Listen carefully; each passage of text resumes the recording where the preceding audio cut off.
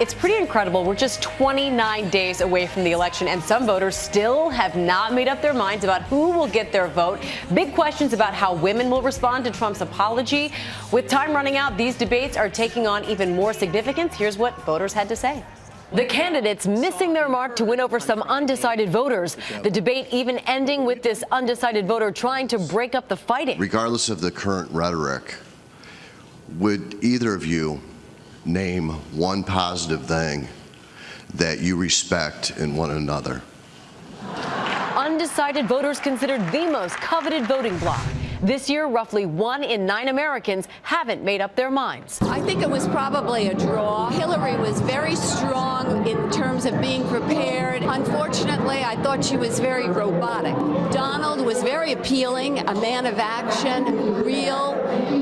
Definitely came across as a change agent. At watch parties we visited across the nation, in D.C., New York, and St. Louis, many voters on the fence say the debate did little to convince them. It's like tit for tat, like who can hit lower. Even after a weekend of revelations about Trump's lewd comments caught on tape. And when you're a star, they let you do it. You can do anything. Some women we spoke with still backing him for now. I don't know if this debate really pushed me one way or the other. I think I am still for Trump, despite the apologies that haven't been quite fully apologetic. Other women disagree. I think he's a jerk. He is who he is. He can't help it. He just is. What comes out of his mouth is him. Trump and Clinton are the two most unpopular presidential candidates in polling history, and some voters say they just can't stomach the choice. And some of those undecideds will likely hold on to the bitter end. Studies have shown about 5% of voters make up their mind on Election Day. George, back to you. Amy, thanks very much. Koki and Matt are back. And Koki, let me begin with you. These last holdouts are the hardest voters to reach. They're generally paying the least attention to the race. They generally care the least about it, like the candidates the least. So how do the candidates reach them? They probably don't in the end. And a lot of these voters probably won't vote because really, if you haven't decided at this point in this election, when will you decide? Mm-hmm. Now, it's possible, as you heard in those sound bites from the voters, that some of them really are leaning one way or the other, and it's possible they can be leaned the other direction by the Trump tape if other things come out.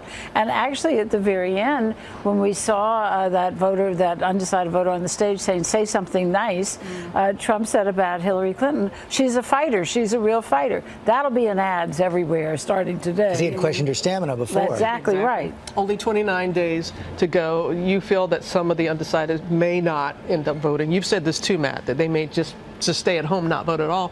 Which campaign would be hurt most by that?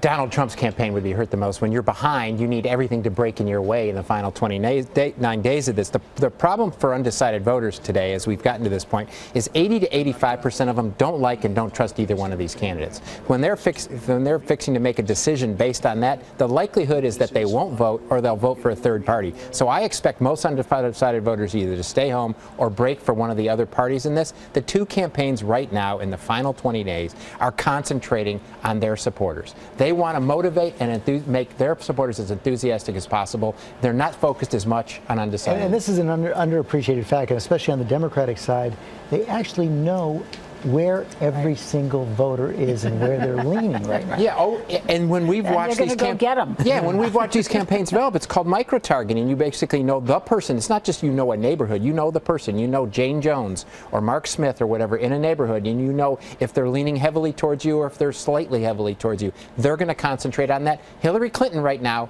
has more offices, more staff, and more ability to do that. But as I said, anything can break on this enthusiasm level. Also, the other people it will hurt is Republicans in Congress. If these voters don't show up to vote and they're primarily Republican voters, that's a problem for the down ballot. That is something to keep in mind.